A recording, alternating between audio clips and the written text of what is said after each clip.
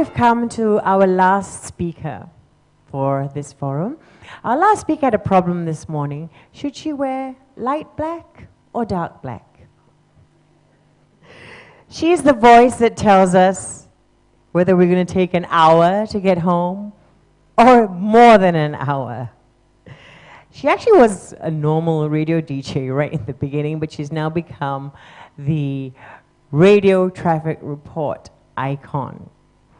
She may look like a gangsta sister, but she's actually got a very big heart. I was most impressed and surprised when she actually agreed to join my Relay for Life Celebrity Lab and came along and did the walk, and I was really, really impressed. That was to raise funds for the National Cancer Society. When I first heard that she was caught in the tsunami in Sri Lanka and survived, I could not believe it. But today, Priscilla Patrick is here to tell her story. Priscilla? She's going to tell it from sitting down, right? Because she normally doesn't show her face, right? Good morning, distinguished guests, and welcome to Helping Angels Speaker Congress. My name is Priscilla Patrick, and I am the bearer of bad news every morning and evenings when you're traversing between work, home, and play, telling you what roads not to take, even though you're probably already on it, or telling you what's the best route to take or not to take. Now that y'all know what I do for a living, well, here's what inspires me to wake up at 4:45 every morning. Traveling. I've been backpacking this beautiful globe that we share and live in for the last 16 years, and God willing, I have no intentions of stopping ever. If there's a place on earth that's going to make me curious after reading about it or hearing about it from friends or from Net Geo Discovery, then I'm going there eventually. From the tigers in Kanchanaburi, to the Komodo dragons in Indonesia, to paragliding with eagles in Nepal, to the socialism smiles in Cuba, to the majestic great whites in Cape Town, to the Himalayan range in India, and to the 17-hour boat ride on the Ariwadi River heading to Mandalay. One day, I saw the ocean rise to an astounding height in Sri Lanka, the home of my descendants. It blocked daylight while racing towards me, sounding like a 747 right above. There wasn't time to say or do anything because the brain is still trying to comprehend what the eyes is telling it, and during all that, the feet is ignored, so you're literally frozen and dumbfounded.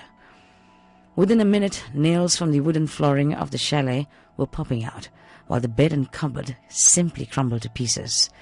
Then the ocean did its thing, like a washing machine does in a hot wash tumble, and mind you, it was a long way up. That was never going to happen. 40 seconds after battling those spins and watching your clothes rip off from you while you're holding your breath, realization wanders in sheepishly. Then denial hangs closely.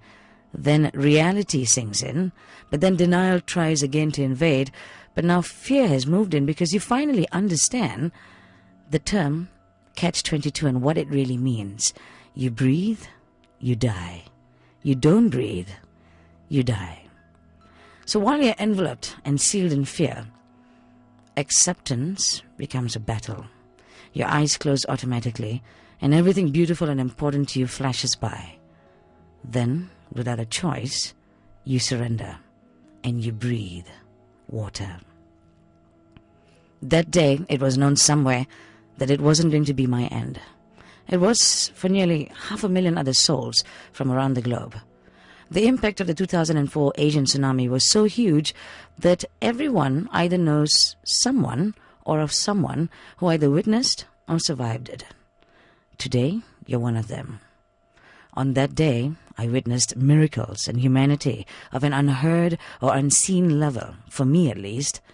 There was a local that got his son to climb up and bring down a coconut for me to drink as I wandered around in shock, pain, and with open wounds.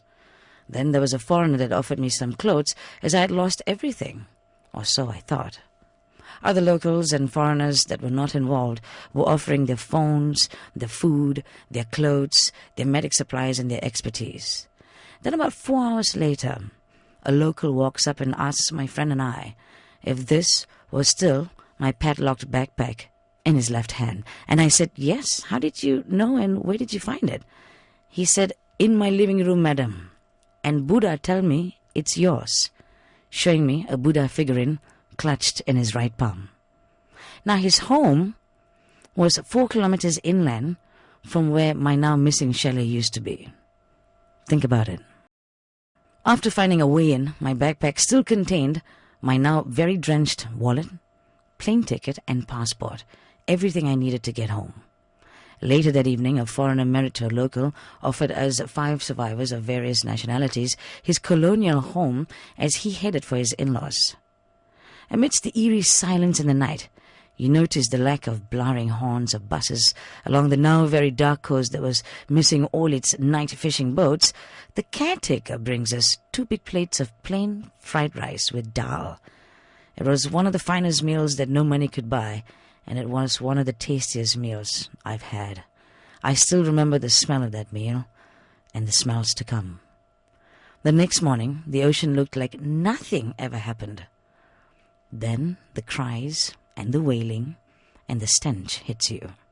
Then you see things that only you will see for the rest of your life, every day in your mind. Out of nowhere, 4 foreign journalists on vacation gave my friend and I a ride about 30 hours later.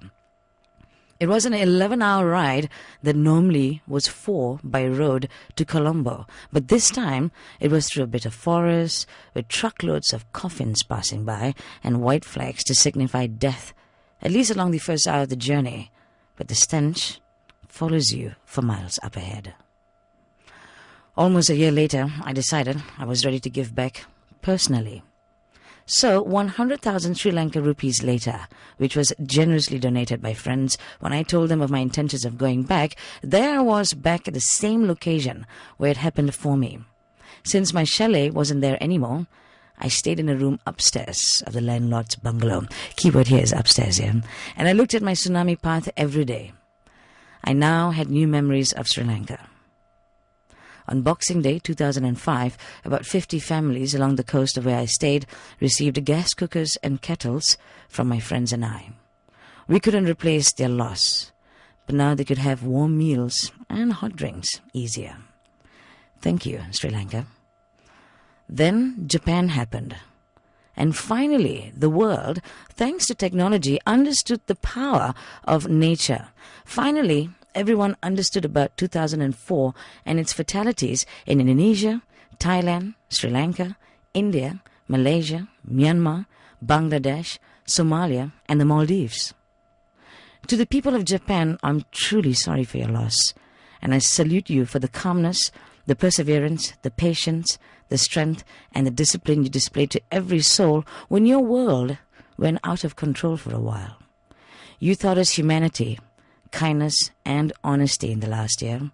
We stand with you and with all countries experiencing pain and loss caused either by man or nature. Thank you, Japan. And thank you all for being here, for taking the time just to be here. It's been very kind of you. Out of the night that covers me, I'm unafraid, I believe. Beyond this place of wrath and tears, beyond the hours that turn to years, I thank whatever gods may be. 9,000 days were set aside,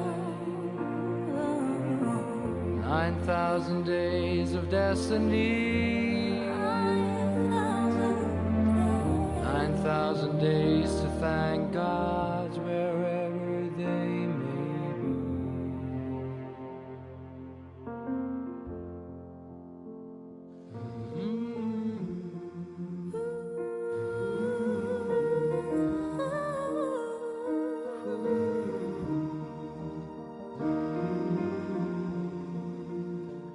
It matters not the circumstance, we rise above, took a chance, and I thank whatever whatever God's may be. 9,000 days were set aside. 9,000 days of destiny. 9,000 days to thank God's wherever they may be.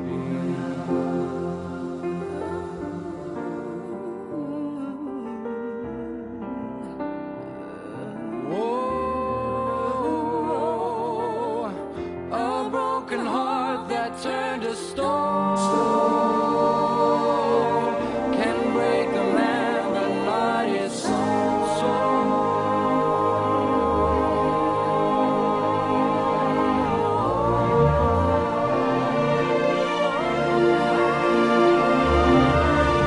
9,000 days were set aside.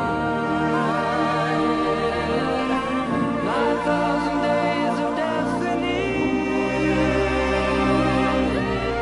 9,000 days to thank God's wherever they may be.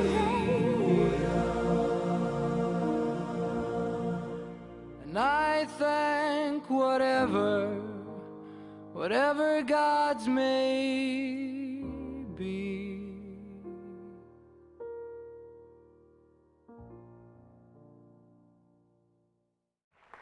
Wow. Well, there are not many people in this world who've actually lived to tell a story like this, right? Can you please give all four of our speakers a big round of applause? I think they've managed to touch every little dark corner of our hearts. So now we'd like to end this session with a video produced by the Lim Kok Wing University students called Heal the World, before I hand over to Norina for the question and answer session.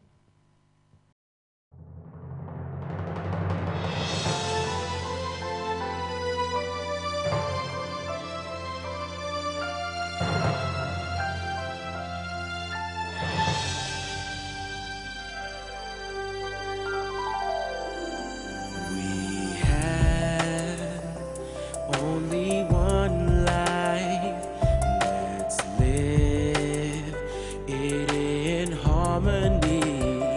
We live in this wonderful world, a world that makes us one. We can't go on pretending, so let's all start changing.